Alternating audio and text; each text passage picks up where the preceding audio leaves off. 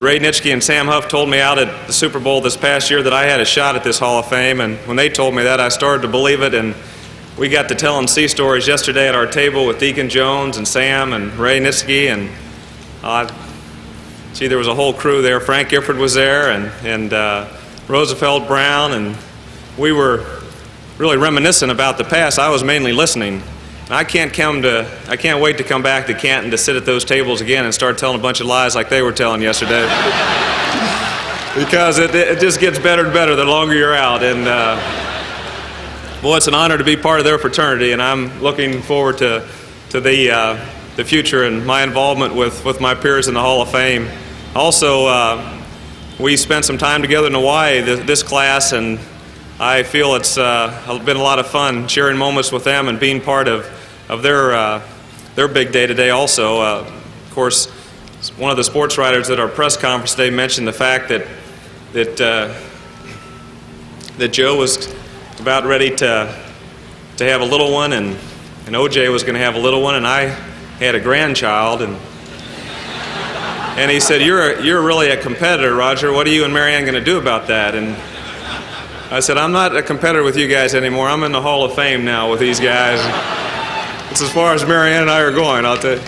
But I just hope that their babies turn out as great as our five. And I also want to thank the Horse Techs and the Cowboy organization and some of that organization that's here today for the support they gave me through my professional football career, and of course the fans of Dallas-Fort Worth and all the support they've given me and in the years that I played for the Dallas Cowboys. I look back, and it's been a while, and somebody over the last couple days, one of the reporters asked about when I had the dream of the Hall of Fame. Well, I was a young little halfback at St. John Eagles grade school in Cincinnati, Ohio, and I was a halfback there. I really wasn't thinking about the Professional Football Hall of Fame as a quarterback. I got to high school, and a coach there by the name of Jim McCarthy decided that I possessed something that was in the quarterback mold, so he decided to switch me to quarterback, and I didn't want to do it. I was an end, I was a running back, and I wanted to really stick to being a receiver, and he said, "You're going to be a quarterback." Well, that was the biggest decision of my life because I fought him on it, but he made me a quarterback, and I never regretted a day that I was not a quarterback.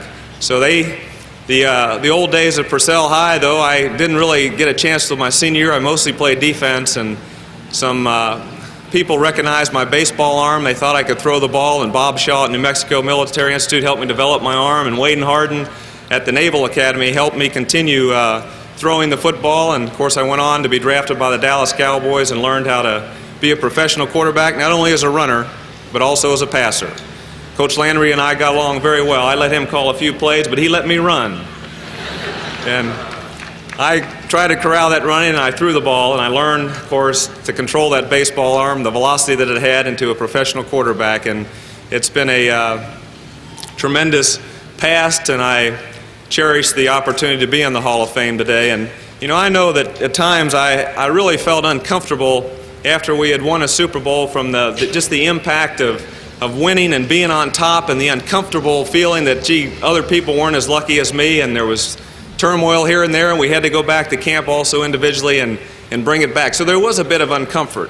When we lost a game, I had some juices that would just fire up inside of me because I couldn't wait to come back the next week, or if we had a tough season, to come back the next year, or a tough 3 quarters. Some juices inside said, "Hey, come on, let's come back and turn this thing around." Well, I think awards are like that. There's awards that you get that you feel uncomfortable about. You feel you don't deserve them, and you're on this high, and you just feel that you really aren't that good, but gee, you're up there, and it's something special. Well, the Hall of Fame, this award isn't like that. I'm not uncomfortable. This is the greatest award in my athletic life, and I'm not that uncomfortable with this award.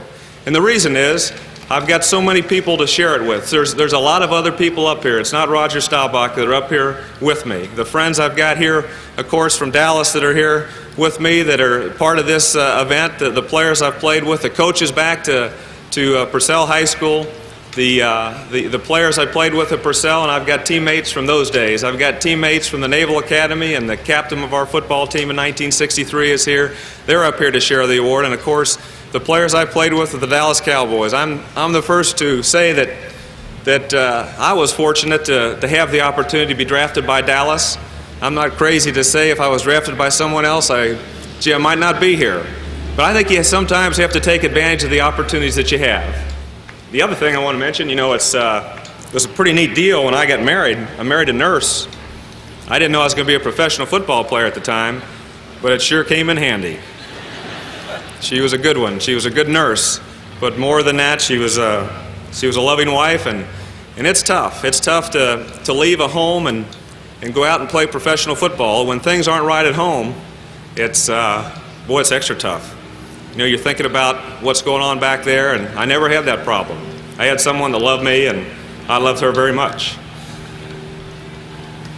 She's up here too, with my teammates and my coaches, and I'll tell you what, I really cherish this moment, and you're all part of it. Everyone that's in this stadium today is part of the feeling that I have right now, that it's fantastic, it's a good deal, and I thank you very much, and I thank the people that voted for me, because if it wasn't for you, I wouldn't be here, and I'll tell you, it wouldn't be as much fun as it is now, and I love every daggone second of it. Thank you.